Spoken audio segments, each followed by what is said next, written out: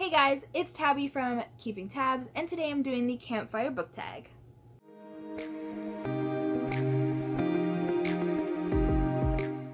This tag was created by Jade over at Jaded Reader, and I will leave a link down below. I was tagged by Tara from the 3 Bookshelves, and I will leave a link to her channel down below as well. Number 1, Build a Tent, a book you had to read but ended up being a drag.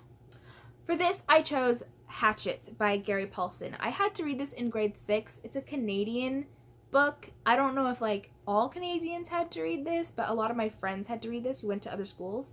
And it's about this kid. He's 14 and he gets lost in the woods and all he has to survive is a hatchet. And oh my goodness, I was just not down for this book at all. At all. It was so boring. He was in the woods by himself. I don't even remember what he was talking about. I remember there was a scene with a bear, and it was just like, do we have to? Do we have to?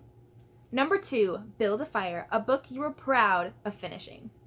I'm gonna have to steal Tara's answer for this. She chose The Game of Thrones by George R.R. Martin, and I'm gonna have to do the same because I've had this book on my shelf for years before finally picking it up. And I read, I think, around half of the book, and then caved and watched the TV show, and I think at the time there were 4 seasons out. I watched them like a mad woman, back to back, and then I went back into the books, and I'm not gonna lie, Tara said this too, I think. After watching the show, it's so much easier getting into the books because you have, well, for me at least, I had an idea of what all the characters look like because there are so many characters in this series, and if you watch the show, you have a visual of who the characters are, what they look like, who they relate to, and whose house they are loyal to, and all that jazz. It's so much easier going back into this and keeping track of everything. So I had such a better experience reading this after watching the show. And every time I finish a Song of Ice and Fire book, I feel so accomplished because they are intimidating. They are. Number 3, Roasted Marshmallow, a sweet, mushy book you couldn't help but devour. I have to go with Beautiful Sacrifice by Jamie Maguire. She wrote Beautiful Disaster, which is a book that a lot of people hate, but I freaking love it. And she wrote a bunch of books after it in the same series, all about Travis. He was the main guy in Beautiful Disaster, and he had like 5 other brothers. And so every book after that is about one of his brothers. Oh, this one is so good. I just love it so much. I think it's like the 5th one? 4th? I don't know. It's one of them, and it's so good. I freaking love it. It's really short. I read it in one sitting, and I really want to reread it again because there are so many moments in here that I want to tab. And you know how sometimes you just read so fast that you forget to annotate? Yeah, this happened for that, and I am really sad about it. Number 4, Gone Fishing. I don't know why I did. Gone Fish. I don't know what I'm doing. Anyways. A book that had you hooked by the first chapter. I have to say Darkness Falls by, please bear with me, Keith R.A. DeCandido?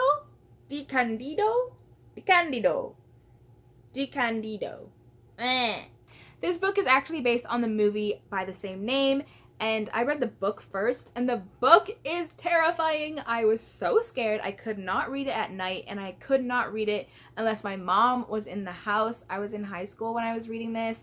Terrifying, you people. Terrifying. The first chapter is about a lady who is really nice to the town children and always gives them cakes and treats, and these 2 kids one day go to visit her and they never make it back home, and so the town people rally up, they set her house on fire, they burn her to death, and then her ghost ends up haunting the town, and she is so freaking scary. She is so scary. Oh my gosh. I actually ended up watching the movie after, and the movie was not as good, and it's kind of weird because the books are always better than the movie, but like, the movie came first. So what? Number 5, Skipping Rocks, a book or series you DNF'd. I have DNF'd a lot of books and series in my lifetime, and you gotta tell ya, it feels good. One of the series, though, is The Darkest Minds trilogy by Alexander Bracken. I enjoyed the first book, and I read half of the second book and just lost all interest. It's actually so boring. I did not like it, so I DNF'd that whole series. Number 6, Campfire Songs, a book so good you are always found singing its praise. I feel like I've mentioned it around, but I've definitely recommended it to my friends and family members, and that is You by Caroline Kepnes. This book was just amazing. It is so good. I know that it's not going to be for everybody. The writing style is definitely different. I've never read a book told in second person. Yeah, second person. And it's just such a crazy freaking ride. I loved it so much. I read it this year. It's so good. It's so good. You need to read it. You need to. Question 7, The Night Sky. A book that made you think deeply about an aspect in the world. I'm going with The Breadwinner by Deborah Ellis. This is about a girl, I think she was 11, maybe 12, maybe 10, but she's a child growing up in a Taliban-occupied Afghanistan, and during that time, children aren't allowed to go out alone, and women definitely are not allowed to go out alone unless they are accompanied by their husband. This child's father is actually arrested, and he is the only man in her household who is able to go out and work and provide for his family. So this young girl, because she is young enough, she's able to disguise herself as a guy, as a boy, and she is now the main breadwinner for her whole family. She has the responsibility of going out and earning money and finding food for her family because her mom can't do it and her older sisters can't do it, and she has to do it on her own. And it's so scary and sad, and I remember reading it in grade 6 and just really recognizing how lucky I am to live in Canada and how lucky I am to have just that basic freedom of going outside and playing with my friends and not having a care in the world, of going outside on my own as a woman. And it was just like such an experience as a child to realize that not every child grows up the way that I do, because back then I definitely thought like, I'm having a grand old time, everybody else has it like this is just how we all should live. But nope, there are people in the world, parts of the world, that have it rough, man, and this really put that whole thing into perspective for me at a young age. Question number 8, The Teardown, a book with a bittersweet ending. I'm gonna go with Rounin Rising by Leigh Bardugo. This is the 3rd and final book in the Shadow and Bone trilogy, or the Grisha trilogy. No, I think it's the Shadow and Bone trilogy now. It used to be the Grisha trilogy. I don't know. This book was so good. It definitely ended the way I wanted it to end. I know a lot of people weren't satisfied with this ending, but I loved it.